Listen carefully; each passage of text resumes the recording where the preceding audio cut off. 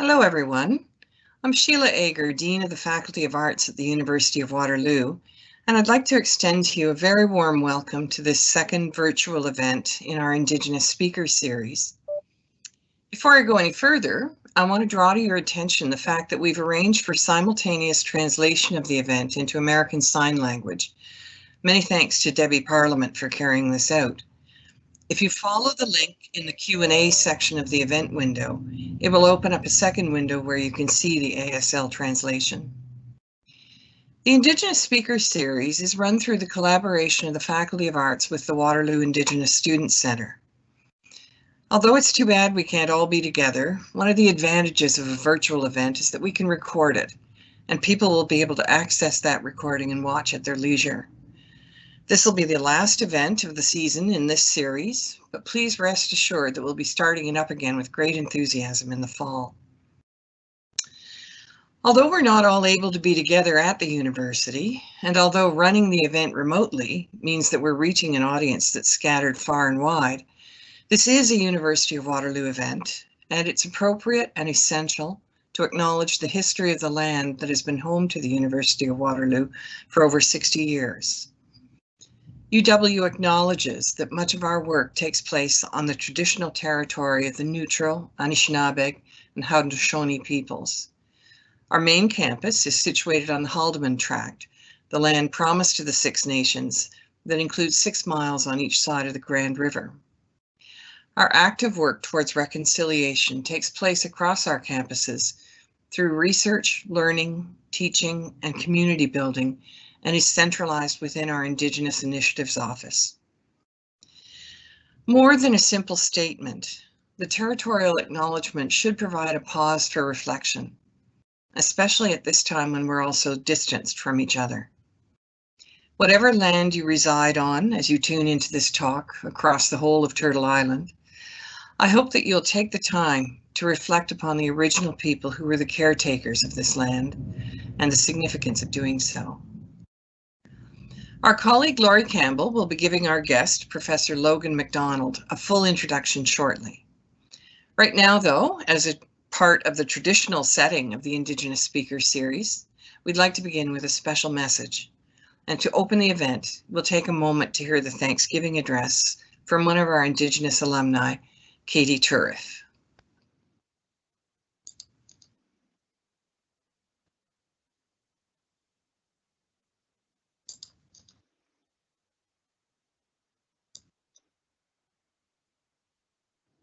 Sego Sewagwego, Katie Turriff Yungats. Hi everyone, my name is Katie Turriff.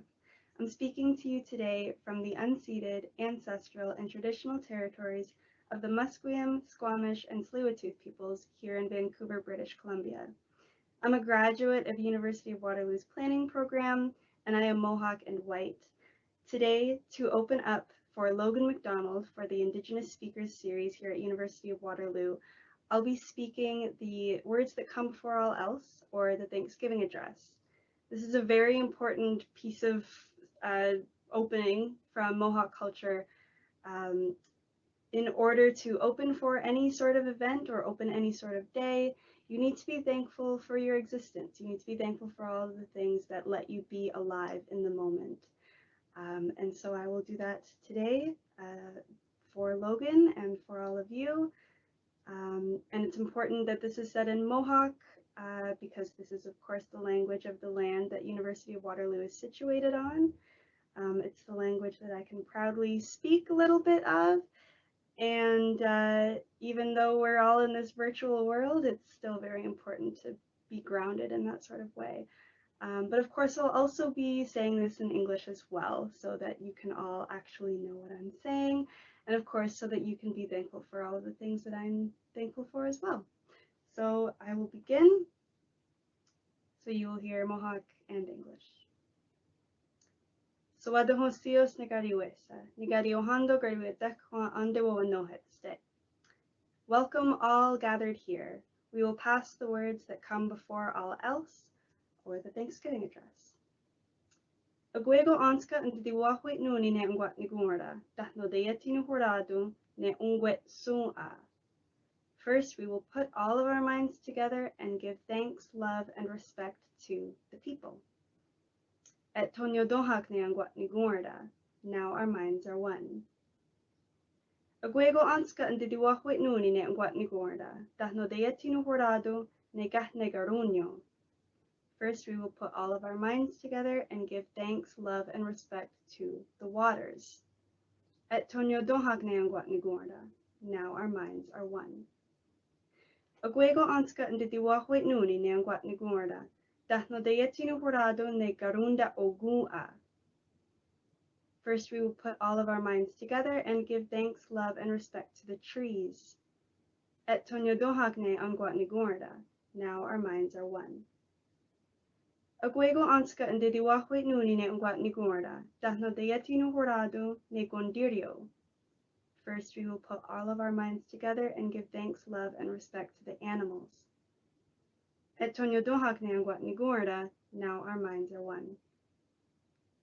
Agwego Anska and Didiwahwit Nuni ne Angwat Nigorda. Dahno de Chiduano Horado ne Sungwai Disum. And now we will put all of our minds together and give thanks, love, and respect to the Creator. Et Tonyo Dohakne Angwat Nigorda. Now our minds are one. Ona noa nore jiwa gweni toga otena sewege ni koraa easy and guardionda yazawada zundora ne gonopora donstora. These are all of the words. If I have forgotten to be thankful for something, you have the responsibility to be thankful for it in your own mind. Et to negawanage dahno ona eto. These are the words, and so now it is done. And with that, thank you very much, everyone, for listening and for being thankful today. And welcome, Logan McDonald, to the University of Waterloo.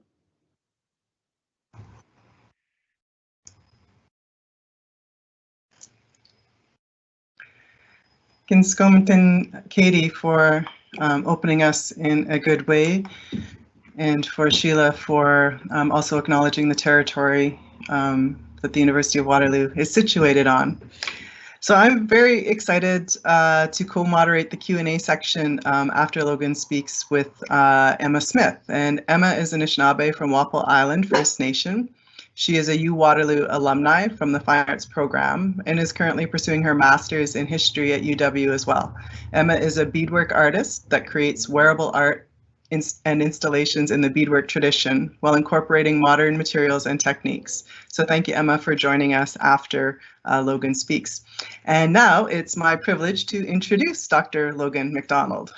So Logan is an artist, curator, writer, educator, and activist who focuses on queer, disability, and Indigenous perspectives. Born in Summerside, Prince Edward Island, he is of mixed European and Mi'kmaq ancestry, who identifies with both his Indigenous and settler roots. I apologize, my dog is barking in the background. Through his maternal side, his Mi'kmaq ancestry is connected to Almezdigwik, Damaguk, where he is a member of the Halabu First Nation. His artwork has been exhibited across Turtle Island, notably with exhibitions at Lace in Los Angeles, John Connolly Presents in New York, Ace Art Incorporated in Winnipeg, The Rooms in St. John's, and Articule in Montreal. His work has been published in C Magazine, Canadian Art, and many, many more. In 2019, McDonald was longlisted for the Sobey Art Award and was honored with a 6-month residency at the Kunstlerhaus Beth Annun in Berlin. He is a graduate from Concordia University with a BFA in Interdisciplinary Studies and an MFA in Studio Arts from York University. Dr. McDonald is currently Vice Chair of the Indigenous Curatorial Collective, Assistant Professor of Studio Arts, and holds a CRC of Indigenous Art here at the University of Waterloo, where he is developing the Longhouse Labs project. Please join me in providing a warm welcome to Dr. Logan McDonald. Over to you, Logan. Hi, I hope everyone can see me. Just see that there. Yeah, great. Thank you so much, Miigwech, for that really fantastic introduction. I do want to clarify that I am not a doctor. My terminal degree was actually an MFA, and it actually sort of informs some of the work that I do at the university in terms of thinking about accessibility for Indigenous leadership, which I hope to talk about towards the end of my presentation. So I'm just going to actually launch. Oh yeah, and just also, yeah, thank you so much, Katie, for that phenomenal Thanksgiving address, and to Sheila, and of course Lori and Emma, who we'll talk to later, and Wendy for organizing this event, and Debbie for doing the ASL, which I believe you can find a link if you need it in the chat.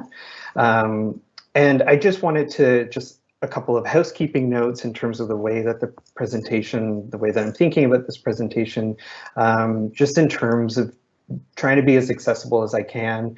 I will be talking slowly. I will be providing image descriptions for periodically for some of the works that I'm going to be talking about. And as well, I just also wanted to say I don't usually position my practice in an academic sort of way. So this is always kind of difficult for me because my artistic practice very much lives, I think, in community and in conversation. And so it tends to be something that I find hard to articulate in academic sensibility. So be patient with me as I sometimes will maybe ramble or draw blanks on how to articulate what I need to talk about. So I'm just going to start the presentation. There we go. Can you see that? Hopefully, yes. Okay, so I've titled the project, or excuse me, the presentation, Responses to Belonging. And I do this very intentionally because I don't really position my practice as necessarily connected to a particular discipline. I think generally the way most people will sort of be able to understand it is as installation. But for the most part, the way that I work through, the way that my projects develop and my art practice is developed is very much in response to conversations and ideas and things that are affecting me in terms of this contemporary moment and thinking about where I belong, and the conversations which I am a part of, and the privileges that I have, and the histories that I come from. And so you'll notice that I've subsequently listed Indigenous, queer, and accessibility as sort of notable threads to think about as being interconnected within all of my work.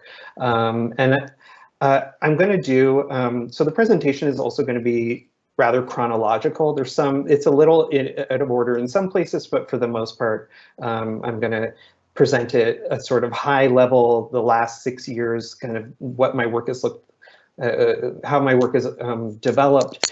But I think it's important to note that my work is, I find, I put a lot into intention and there's not really one way to talk about a particular project. I feel like one question leads to another, and it can be, I could discuss one project alone in 30 minutes. Because this presentation is roughly 30 minutes, I'm really just going to dip in and give you a sort of initial sense of where projects come from and what their importance are. So I'm just going to start with see how to advance this. Excuse me, 1 second. There we go. I'm going to start with the Lay of the Land project, which was a project started in. Okay. Yes. Pause for what? Sorry to interrupt. We're not seeing the PowerPoint presentation. Oh, my apologies. I have.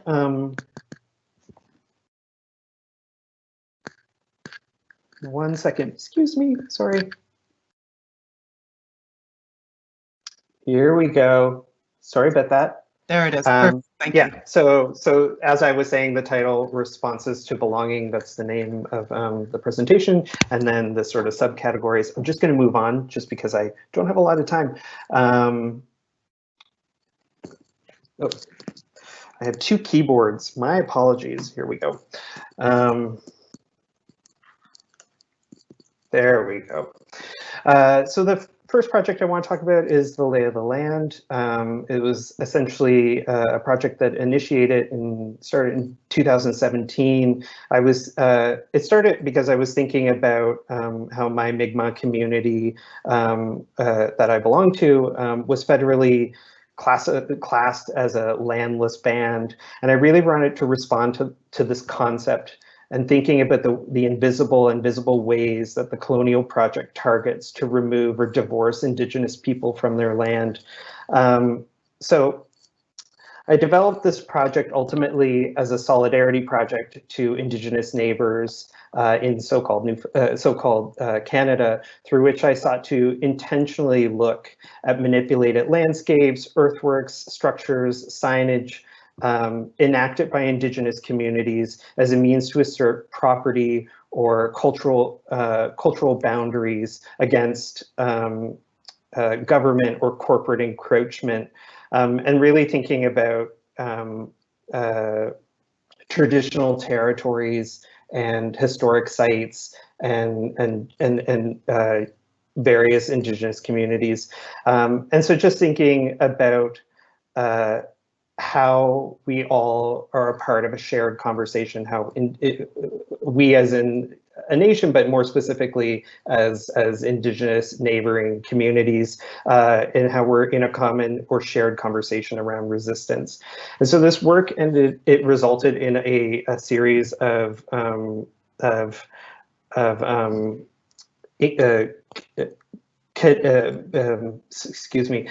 series of making connections with communities and looking at these signages and structures and earthworks and documenting them into a body of work, which I call the Lay of the Land.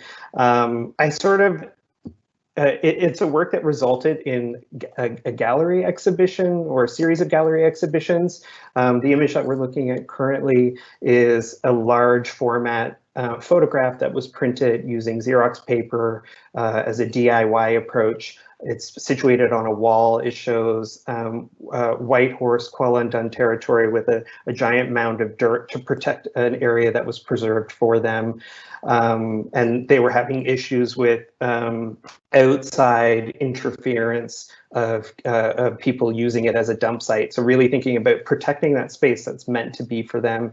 And then the lower part of the image is a installation of 3 photographs, each indicating one part of each depicting a different part of the landscape across Turtle Island, specifically Canada.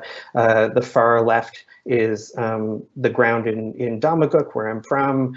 The center photograph is of Lansdowne in Bloor. It's a spray painted it's an image of spray paint on a sidewalk that says native land, and then the far right image is as well Kwalundun. It's a depiction of some of the debris rubble from people using that geographic area that has been granted to their people, but it's been, interfered as a dump site. So the body of work, there's a couple of tenets behind it. When I was developing it, I very much wanted to think about landscape and the ways, again, reflecting on the ways in which we are being divorced or relocated or land is taken away.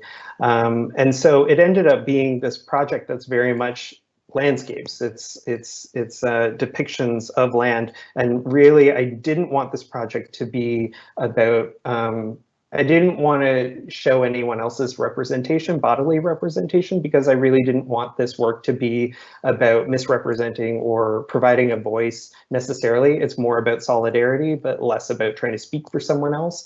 But also thinking about my own connections to landscape and my own connections to my community, the landscape to which my community is situated, and thinking about my own disconnection to that place and thinking about the erasure of bodies in these landscapes.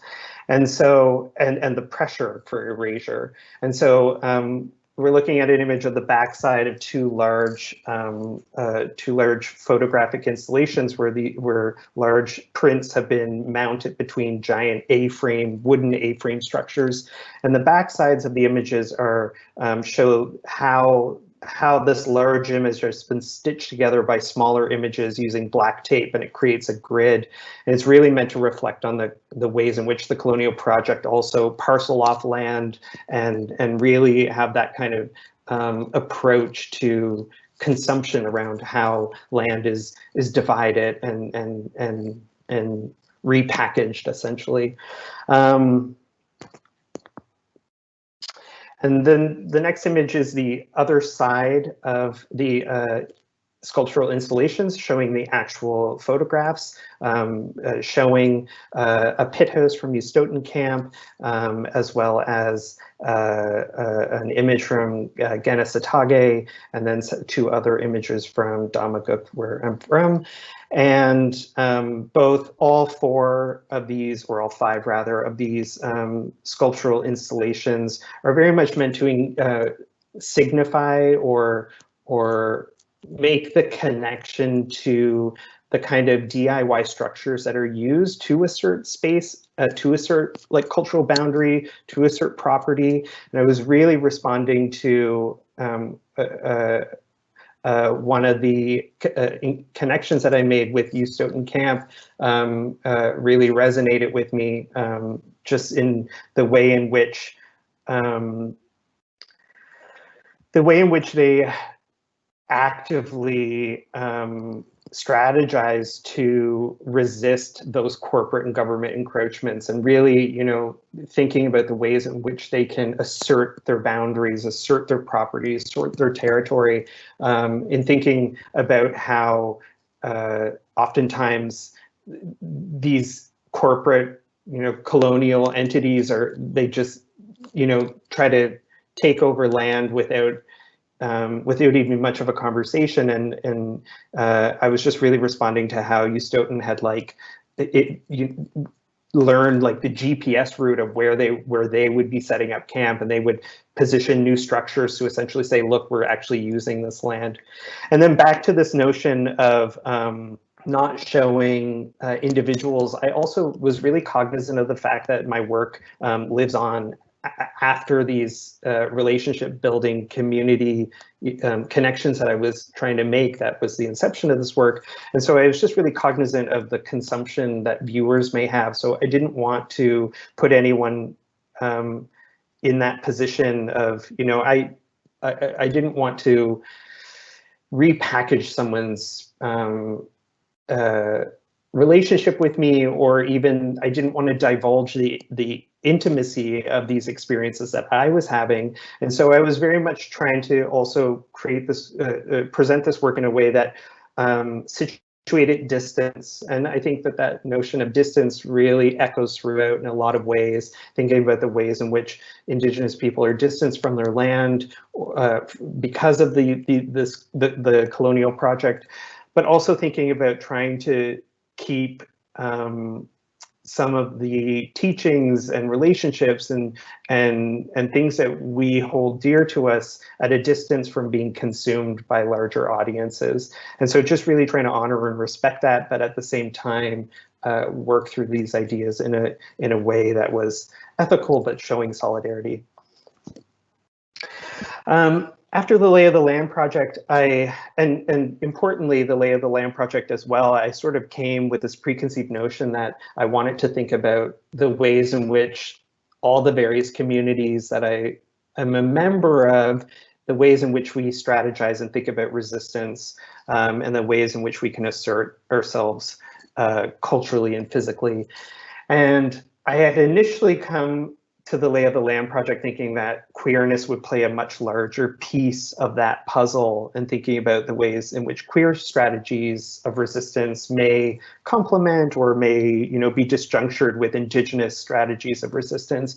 And with the Lay of the Land, I just realized that I actually just needed to focus this project on being Indigenous. And so I didn't want to insert. It just felt sort of, I don't know, it just didn't feel like a priority. So I just sort of like shelved, or I sort of decided at a certain point that I wasn't going to marry the two together. And also just one of the sort of realizations that I had, which I really love and I appreciate, and it sort of guided the Lay of the Land project, which was the idea of visibility and invisibility. And I think with queer resistance, there's like that slogan, there's that ideology around we're here, we're queer, we're visible. It's very much about claiming space through being really visible. And with the Lay of the Land project, I felt, you know, I think Indigenous communities for the most part want you to know we exist, but we don't necessarily want you to know where we are, unless you're, you know, trying to come after what rightfully is belonging to us and we are entitled to. And so it was just kind of like the way in which trying to think about a framework between Indigenous and queer may at some points fall apart. And so I just really, with the Lay of the Land, wanted to focus on Indigenous perspectives. And then, but quickly after the Lay of the Land project, I started to think about revisiting queer resistance and queerness and how that plays a part in my work and in my life. And I was offered an opportunity to do a residency at the ILGBT Artscape residency on Toronto Island. And it was very much this really impactful moment of working as an artist in a public park space and thinking about the limitations of being in a park. And really coming up hot off the heels of the conversations I had developed with the Lay of the Land project and thinking about the way bodies are excluded from land, or the way of, you know, sort of thinking about those tenants. While I was in this park space, I started thinking about the ways in which I was restricted in the sort of activities that I could partake in. And I sort of built an understanding, or arrived at an understanding, in the ways in which Indigenous and queer and also dis bodies are policed and surveilled in public spaces, and our activities are very much scrutinized. And you know, thinking about a public park doesn't really offer much opportunity for or nurture rather, or help sustain Indigenous engagement with the land. Like, I think people would be, you know, I think you don't see a lot of opportunity, say, for Indigenous land harvesting of resources in parks, where, say, we're cutting down ash trees and making baskets in Toronto, right? Like, it just doesn't happen. And so it's sort of like, you know, the ideas sort of percolated around how public spaces are these exclusionary spaces, and really wanting to for lack of a better word, tease out or unpack that idea a bit more.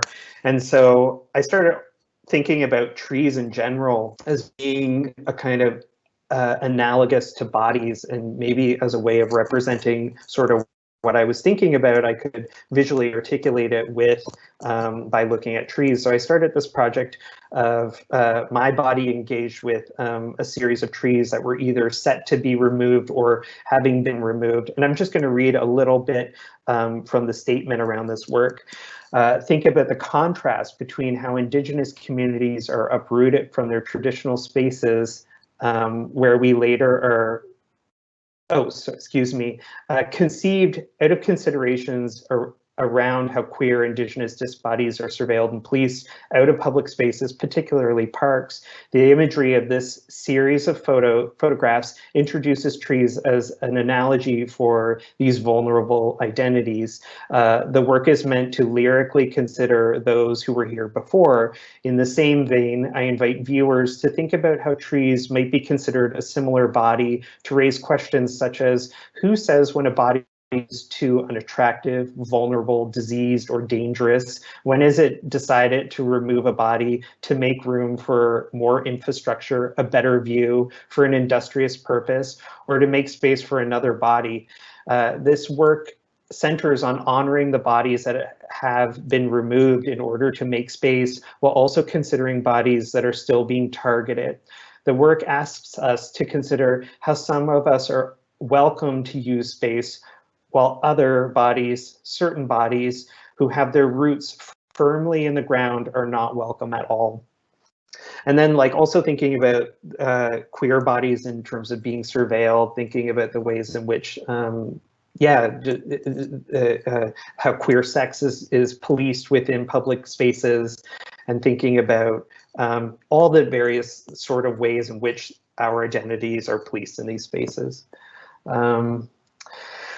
After that project, I was invited very generously by Matthew Hills to return to my traditional territory, specifically to the community where my Mi'kmaq ancestry is connected to, Amesdaquik, the Bay of Islands. I was invited to present my Lay of the Land project at the gallery within the community, and I was very excited because much of the Lay of the Land project did center on thinking, and it originated from thinking about how Halapu is a landless band, and also thinking about notions of reclamation and cross-cultural solidarity, and yeah, and so I was very excited by the opportunity to present this body of work there, but the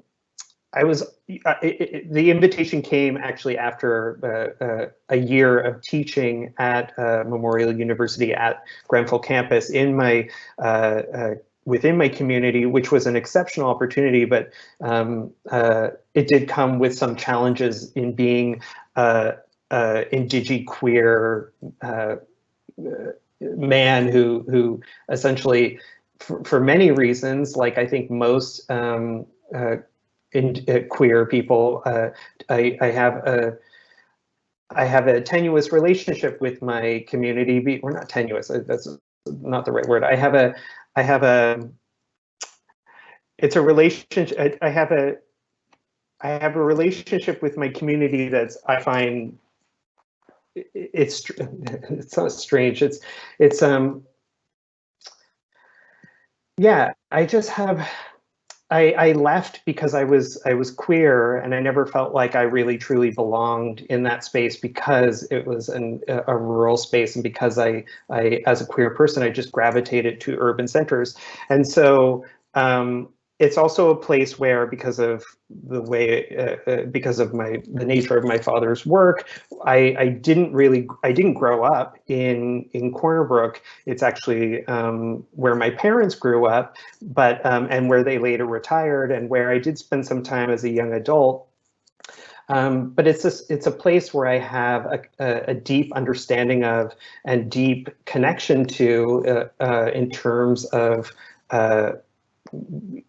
where I come from. I very much consider it where I come from, even though I didn't really grow up there, but it is the place that I return to when I call home, and where my immediate family all live. And so I felt as though some of the reasons which I don't really feel as though I can position it as my home, even though I call it my home, were some of the factors that I wanted to incorporate into the show. And so just thinking about the Made Space project from the Toronto Island residency, and thinking about queerness, and thinking about being excluded from these spaces, I wanted to bring that conversation back to my community. So I presented this work called Visiting, and very much playing on this idea of being from a different place, but calling it home at the same time, and the tension between that, and thinking about the reasons, and thinking about sort of the ongoing connection that I have with that place. And so I'm showing several images where it's similar to the Lay of the Land project, with big A-frame structures with large photographs mounted in A-frames, but it includes imagery from the Lay of the Land project. We're looking right now at an image of a pit house, which I helped as a laborer at the Stoughton camp during the period that I was there, as well as images from the Toronto Island project, where it shows imagery of me and my body embraced with trees that have been removed or are set to remove. The next project, sort of switching gears a little bit here, conversations had really, for me, had really been about thinking about exclusion, and I really want to take an opportunity to think about how we may connect, and thinking about how I can use my work as a way to nurture kinship and connection between community, between people, between individuals. And so I had arrived at this project. It's called Heavy Petting, which I presented as a performance at the Enisinabek Two Spirit Ball, the first one, which was in 2019, I believe, in Ottawa, curated by Christopher House and Howard Adler.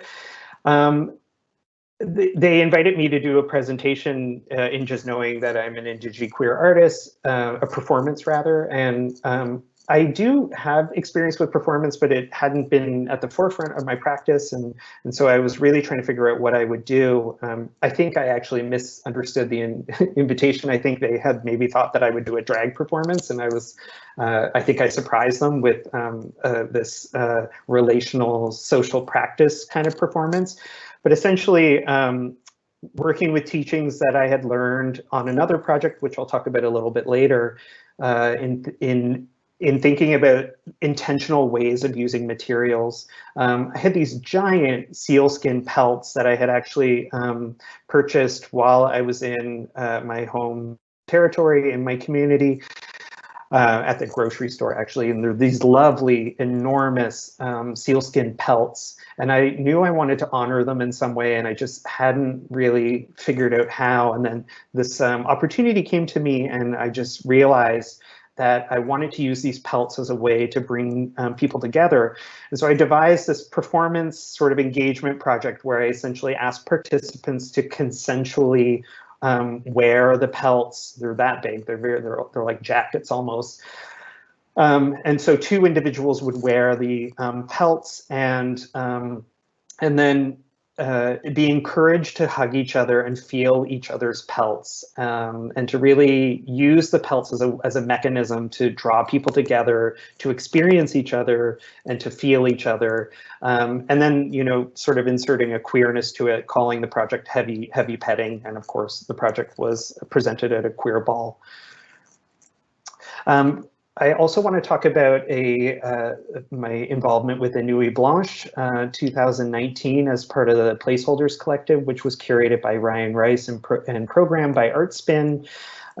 We collectively, as a collective, arts collective, Jason Berg, Vanessa Dion Fletcher, myself, and Aylan Kuchi, as Indigenous queer artists, wanted to put a public presentation together, and we were invited to do a project at the Fort York site in downtown Toronto. And so we really used it as an opportunity to think about how to interrogate what the space means and looks like, and think about the own legacies that we bring with us, and honoring the legacies that come before us and that are also ongoing, the Indigenous legacies before us that are ongoing, and sort of develop a conversation around working in collective together and developing a language into each of us independently, but coming together to develop a kind of intervention in that landscape that honors Indigenous histories and ongoing legacies through a kind of queer perspective, and also thinking about language as well. Just trying to be mindful of time. So the next image we're looking at is two images. One image is of a cedar planter with seeding within a park, and then the second image is of the top of a little tree. And I have posed the question, who defines public space? I was responding to a call for artists to participate with the Evergreen Brickworks. They were doing a call in which they wanted artists to think about equity in public space, and really drawing back to things I had learned from just the Toronto Island experience, and sort of knowledge that I was carrying forward in how I understand and critique these spaces, and how how they're implicated in the colonial project, and being very public parks as being very manicured, and really thinking about public parks as places that really uphold the colonial project. because of those sort of realizations from that past project. And so I proposed a project of, and I had just recently learned about pawpaw trees, which are a native tree to this geographic region that are not actively planted in municipal, provincial, national parks. And they have a history connected to Indigenous community and Indigenous histories of how people of this land sustain themselves.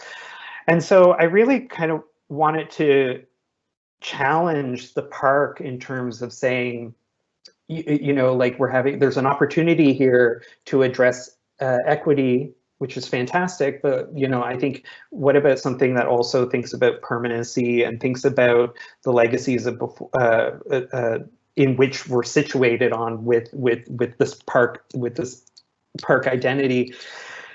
And so I proposed planting pawpaw trees as a way to honor Indigenous sustenance and as a living monument, and also thinking about reacting and responding to this moment where colonial monuments have been torn down, and thinking about monuments in their permanency and what they mean, and what does another type of monument, what would an Indigenous monument look like, and trying to you know, think those ideas through.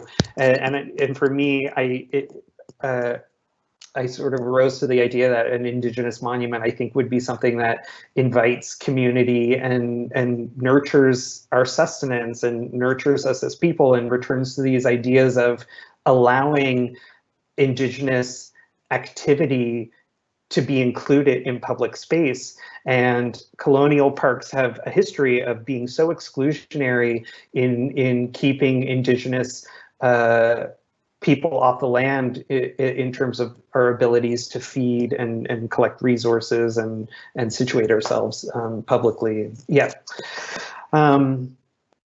The next project that I just want to talk quickly on is I was invited by the Rooms to this is going to be the last project that I talk about. Unfortunately, I just want to be mindful of time. This is I was invited by the Rooms Provincial Archives from my home territory in Domagook, Newfoundland, to develop a project around their Indigenous holdings of material belongings. And I was immediately drawn to the drawings produced by Shanna Didit when she was held in captive, and really wanting to look at the ways in which these drawings have been articulated. Shanna Didit, for those of you who don't know, is considered the last Beothuk, and and so she, in the time that she was held captive, she produced a series, or was given the tools to produce a series of ledger drawings that were meant to reflect on her community and the Beothuk experience. And they produced several drawings, of which I find really fascinating. They're sequential, and the sort of earlier drawings are very much about daily experience, people, tools, and then there's a series within that sequence of maps that detail the particular regions which the Beothuk were engaged with.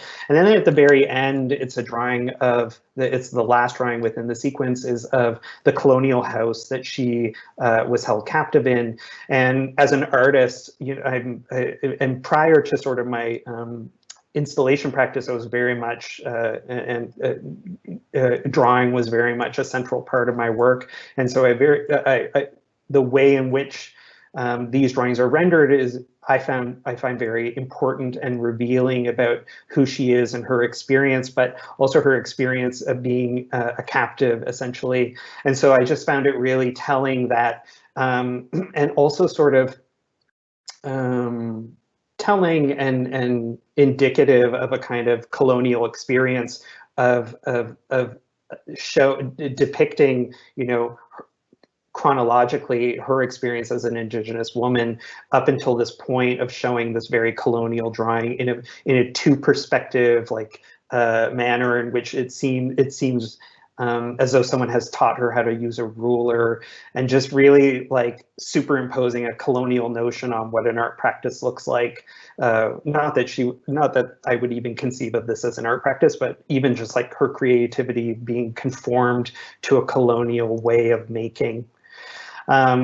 But what I was really gravitated towards as well was within her drawings of geography, before aerial views, she was able to really depict landscape in a really high detailed way, showing the proportions of the landscape, the ebb and flows of the coastlines in this really accurate way. So the image that I'm currently showing is one drawing by Shanna Didit that shows Red Indian Lake, where her people, which was part of her people's migration, and then a GPS image from Google Maps showing the satellite version. And next to each other, they're very, very proportionately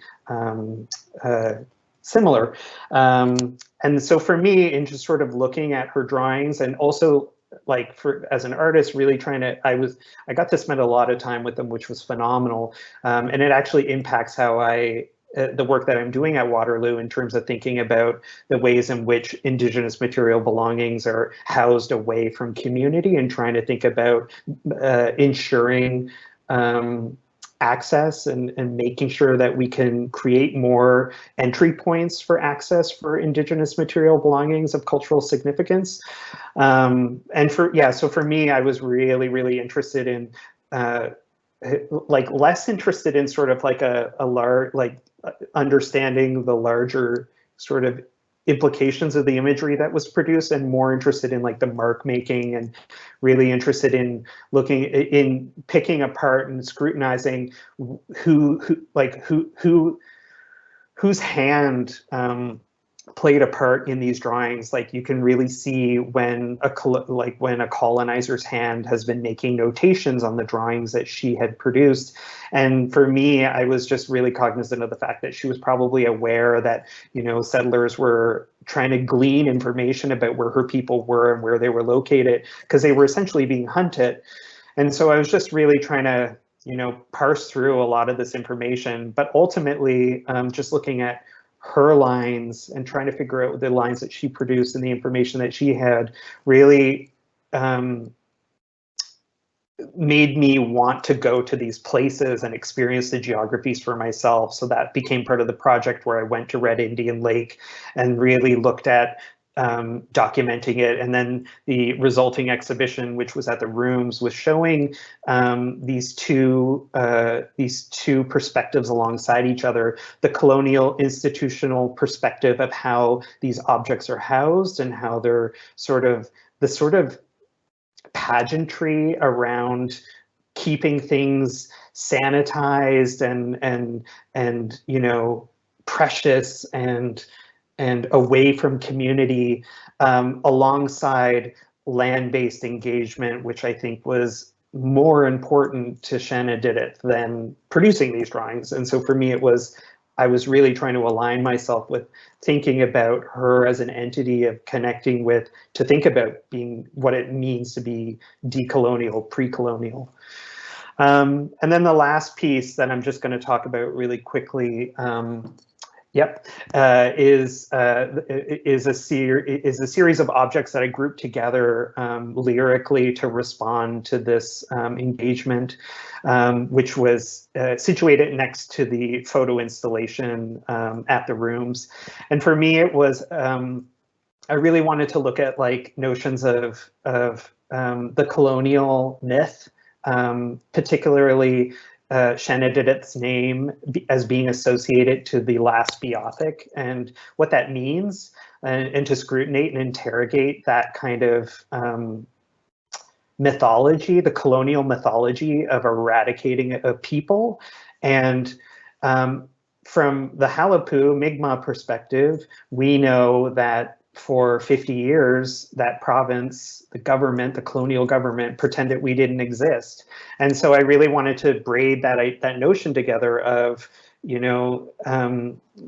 the the power of a story that the Colonial Project will tell to assert their power.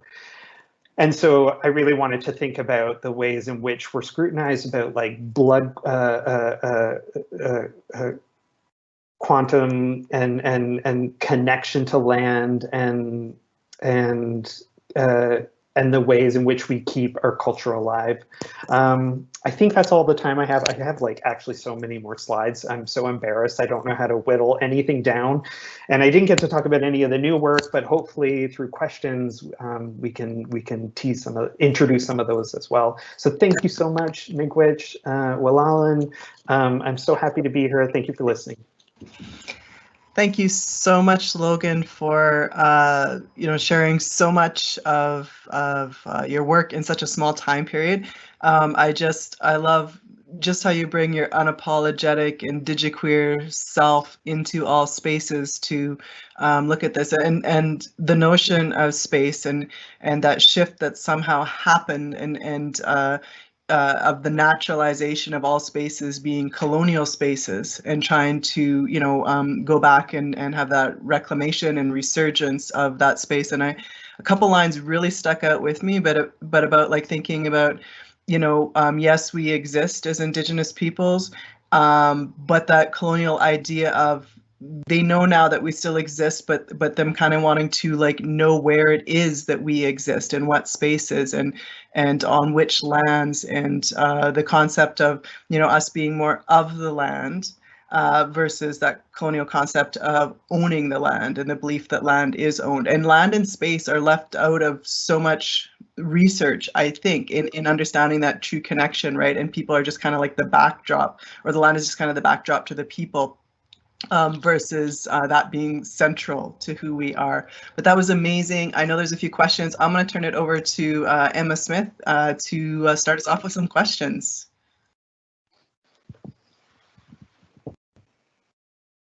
Are you able to stop the screen sharing, Logan? Oh yeah, absolutely. And Emma, you're muted. Ah, I see. Okay. Thank you so much, Miigwech, Logan. I just wanted to start off asking, well, I want to say that East Campus Hall holds a dear place in my heart, but I would have absolutely loved to have an Indigenous faculty while I was there. So I'm so sorry that I missed you. You mentioned early on not kind of sticking to a discipline, but having this moving practice. And I've noticed a big trend in a lot of young artists and Indigenous artists in particular having a more focus on conceptualism versus like on a specific medium. And I was just wondering how you navigate the balance and dichotomy between conceptualism and like high art, but also remaining grounded and connected to the land. Yeah, I feel, conceptualism for sure plays an important part of the work that I do, simply because I feel as though everything is grounded in questions. Everything is grounded in thinking about where I belong. So it is very cerebral, and I work very lyrically, but I don't, it's funny, I don't perceive my work as high art. Like I understand the privileges of the work that I do and the spaces, that it can be accepted in gallery settings. Sometimes I'm like, I try to balance it between in and out of gallery settings, and thinking about other places where my work can exist, and really thinking about the ways in which my work can lend to particular shared dialogues and conversations. I mean, for sure, because of its lyrical nature, I think it falls sometimes, and it could be looked at as high art, but I feel like high art has such like a commercial price tag to it. And I'm like, I don't sell, and I don't actively look to sell my work, like I just don't. Like I make things, I kind of, and it's sort of like also what I'm so excited about being at Waterloo is with the CRC project that I have, it's not about my art practice. It's about creating space for other people. And that really excites me because I'm trying to be less materialistic and with the things that I do. And so I think in that way, it's the conceptualism is linked to a kind of ephemeral approach and just being guided by like integrity and ethics and yeah. I hope that answers your question in some way. It's challenging. It's challenging at times. It is, and I think that's a balance that a lot of artists I think are working with, especially now in COVID when we're shifting the what our idea of space is anyway. There was actually since we're already on the topic of space and like gallery space in particular, there was a question early on about kind of your work as an intervention in colonial and like white supremacist nature of art history and the space of galleries. Could you talk on that as well? Yeah, I think. Yeah, like I think it like back to not to reiterate, not to like not to reiterate the same point, but I do think that part of my practice is very much centered in also being hypercritical and trying to be, hypercritical in a generative sense, like at least trying to think about those notions of like what's grandfathered in, what do we just take for granted? And I think that is a core piece of the work that I do, and thinking about all the various ways in which we're fragmented and trying to introduce this idea that all these fragments do make us a whole in some regard. And I think that, I don't know, that was a bit of a tangent in my own head. I apologize, but yeah, I just think in being critical, I think I don't actively seek out to necessarily, and maybe that will change. It's like a very valid point. Like maybe there's room for me to even be more critical about the gallery spaces in general. I think I tend to be more critical. I don't know, like more critical about, I guess I see the gallery space as having value in terms of offering an opportunity to assemble ideas in a place for contemplation. But I also see how it is a place that's deeply, like it has its issues. It definitely has its issues that still need to be interrogated and still need to be, they need to be addressed for sure. And I think part of my work is always like looking at little pieces, and like I'm almost like, I feel like my work pulls at a thread, you know what I mean? And then it just all starts to unravel. I'm not one of these big reveals like this is what you're doing wrong. Like I'm more of a like, what's in the corner of this room? Why is it like that? And just pulling at it until I can make sense of it myself and being like, oh, that's why this is like this. And usually all things point to Colonial Project is terrible, you know? To be fair, I don't think you necessarily need to be outright critical of gallery spaces. I think just being Indigenous and indigiqueer and making that space your own is already like quite a bit of a statement. I don't know, Adrian Stinson and Dana Danger, for example, like really kind of take on those spaces. And I see even your work with the Lay of the Land kind of really did that as well.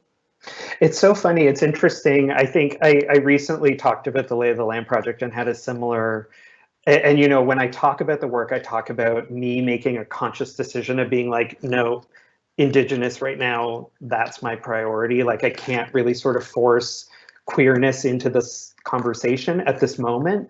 And I think ultimately the reason that queerness still exists is because I'm queer and it's part of me, and everything I do is always going to have these perspectives woven into the outcomes and the reasoning and the intention of why I'm working, why I'm thinking through these ideas.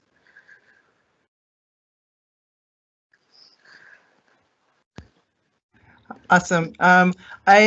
I liked how you also spoke about a couple other things about like, speaking about home as like the place you return to, but also like as the place you visit. And I think, part of that also speaks to how, the colonial disconnect and our communities aren't unscathed by that interaction that also pushes us out at times as indigiqueer people and causes that additional tension that, maybe didn't exist prior to colonization. I also really loved how you talked about looking at the trees as bodies. and how that fits with our philosophy of understanding and being of, you know, of the space, of the place, of Mother Earth, and all our relations. Somebody, I just want to go to a comment that somebody had made here. Jesse Wente had been speaking at an event on campus the other day, and also spoke about, and this is kind of a, you know, a bit of a summary of it, but about trees, and about, you know, that the forest is full of teachings, and there's never just one plant or one insect which tells us diversity is really the norm. The roots of trees are intertwined and teach us everything is interdependent. The natural order is diversity, and how we need to foster good relationship in order to create the proper fertilizer to foster organic diversity. I love that. Yeah, absolutely, right. I'm gonna put it back over to Emma, because she's the artist. I'm just, you know, this is awesome, but.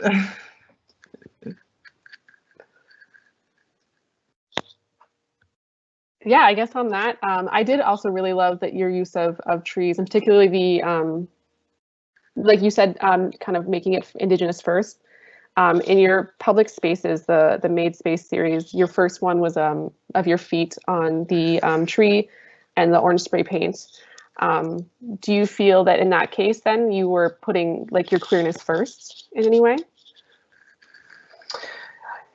In that instance, no. I felt like they were very much equally being introduced as an understanding, as a way of approaching and engaging with the landscape, and also just thinking about the privilege that I have to be in that space and to work in that space. And it's actually, for me, that I find that work to be mournful, because I'm like, this tree, this tall timber is no longer here, and it has legacies here. And, you know, again, to build on that analogy of who was here before, and like, you know, what broad shoulders we sit on, and how do we honor that? And I think the Colonial Project is just like, oh, we just cut it down and spray paint it, you know what I mean, and get the roots up. And it's just like, and no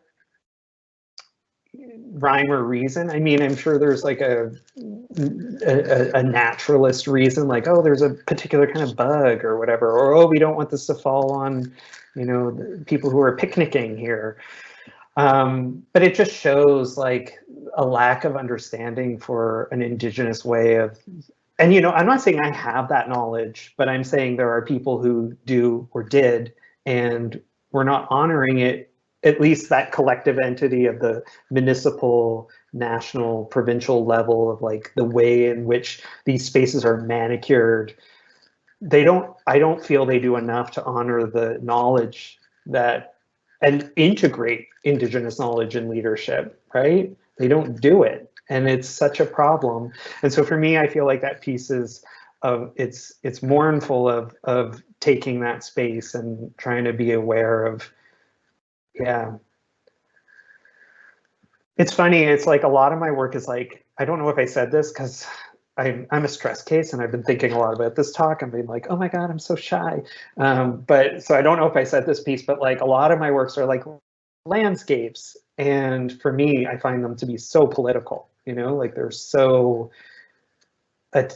like, even though we're not seeing, I'm not framing a protest, or I'm not framing, you know, bodies in turmoil, you know, or instances of conflict. I'm showing landscapes which have been severely abused, that really speak to the disparity of Indigenous community and queer and disability communities.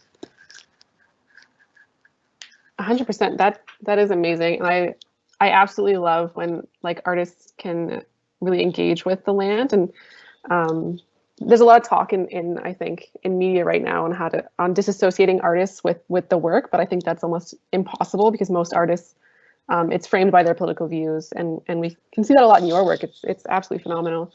Unfortunately, like, we're kind of running out of time, so I'm going to ask one last question. I'm sorry if we didn't get to any of your questions in the Q&A, but Logan, you were working on Longhouse Labs, and you didn't get a chance to talk about it. Is there anything you want to add? Yeah, I mean, I would say that sort of building off of what I had mentioned earlier about, you know, the CRC project, the Longhouse Labs. And I also want to say that this is kind of the first time that I've like been able to like talk publicly about it. And the Longhouse Labs is a name that I imagine as being, it's like a placeholder. Like I really I hope at some point an elder will name it, but it is very much meant to be to support Indigenous leadership in the institution in ways that haven't been considered. And again, thinking about the way, you know, you've heard me talk about the way in which I'm like being critical of how land and parks and these spaces are exclusionary. I'm very much applying that same critical approach to the institution and using opportunity to challenge it and create more space and create space in ways that are respectful with reciprocity. Yeah, and so it's aspirational. Like it's not launched yet, but I hope everyone who's listening will look out for it and support it when it does start.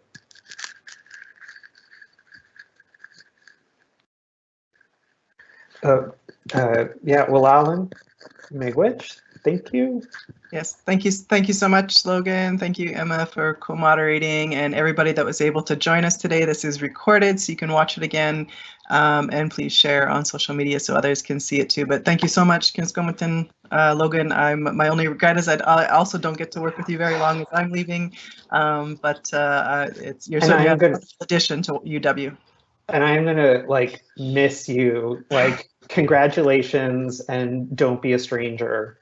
Not at all. All right, thank you, everyone. Have a good day.